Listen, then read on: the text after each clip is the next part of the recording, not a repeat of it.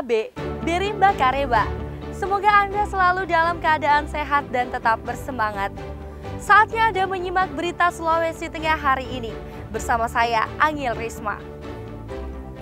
Sejumlah berita menarik dan aktual telah kami siapkan untuk Anda. Berikut 3 berita utama hari ini.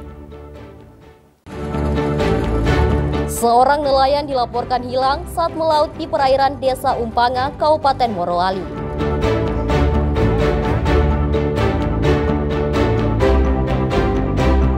Seorang petani di Buol ditangkap polisi karena terlibat peredaran sabu-sabu.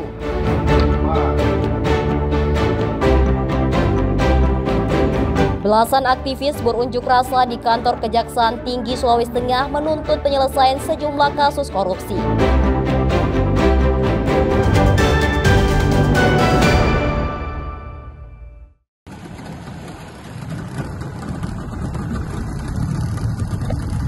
Seorang nelayan dilaporkan hilang saat memancing di perairan Desa Umpanga, Kecamatan Bumiraya, Kabupaten Morowali.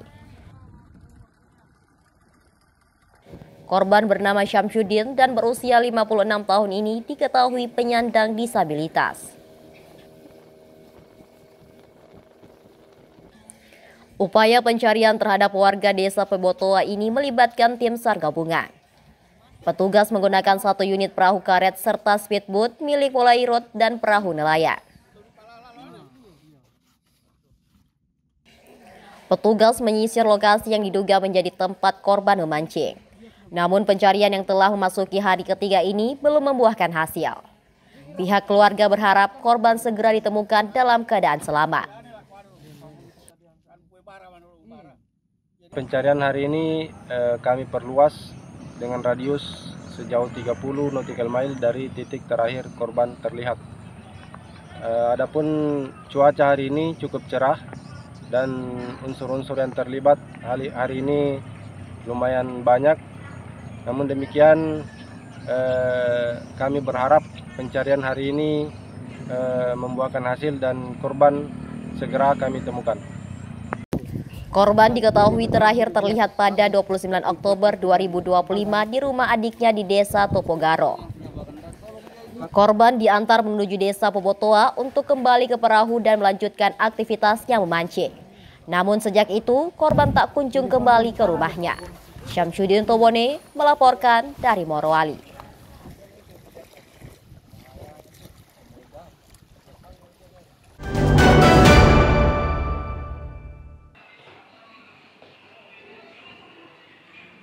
Seorang pengedar narkoba berinisial R ditangkap Satuan Reserse Narkoba Polresta Buol.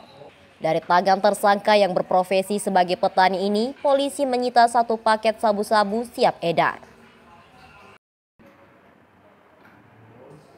Penangkapan tersangka dilakukan di depan salah satu minimarket di Kelurahan Kali, Kecamatan Biau, Kabupaten Buol. Ia tidak memberikan perlawanan dan pasrah ditangkap polisi.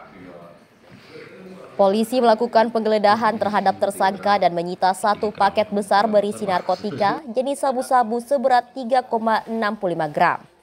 Polisi juga menyita 1 unit ponsel milik tersangka. Dari Palu singgah atau dikirim ke wilayah Buol.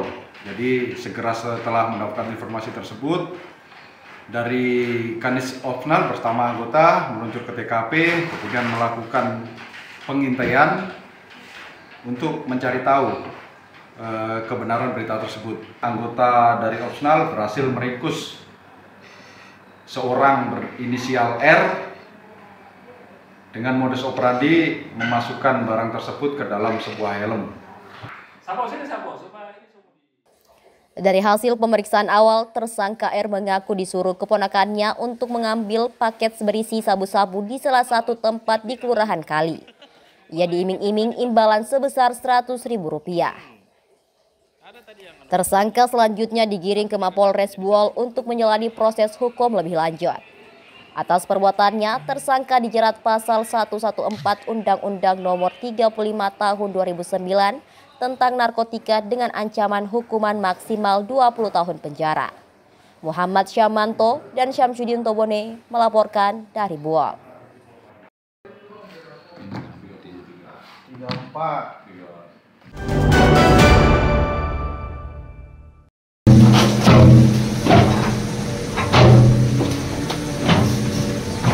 Banjir yang melanda sejumlah wilayah di kota Toli-Toli beberapa waktu lalu tidak hanya picu hujan deras, tapi juga banyaknya bangunan liar di sepanjang bantaran Sungai Lembe. Kondisi ini membuat kota Toli-Toli menjadi langganan banjir. Data dari Badan Penanggulangan Bencana Daerah Toli-Toli menyebutkan, sedikitnya 196 warga yang tinggal di bantaran sungai tersebut.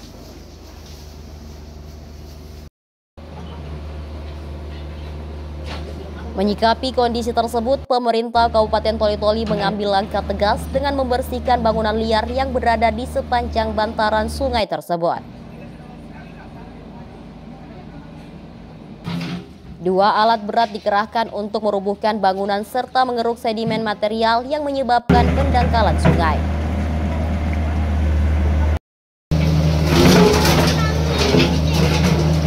Bupati Toli-Toli Amran Hayahya mengatakan banyaknya bangunan liar di sepanjang bantaran sungai menjadi pemicu banjir. Selain itu, padatnya sedimen berupa material lumpur yang berada di sepanjang Sungai Lembe menjadi penyebab banjir. Ini memang dia sudah naik ke sini, karena saya sampaikan waktu datang kunjungan kerjanya di Toli-Toli, saya sampaikan bahwa Toli-Toli ini sering ada banjir Pak, karena ada sungai di atas. Itu memang tanggung jawabnya provinsi, saya sampaikan. Beliau langsung bagaimana caranya untuk kita keruk ini dan membuat bagaimana mengajak masyarakat untuk bisa memahami kita. Dengan terbongkarnya bangunan liar dan pembersihan material di sepanjang Sungai Lembe, maka banjir yang setiap tahun melanda kota Toli-Toli bisa teratasi. Syamsuddin Towone melaporkan dari Toli-Toli.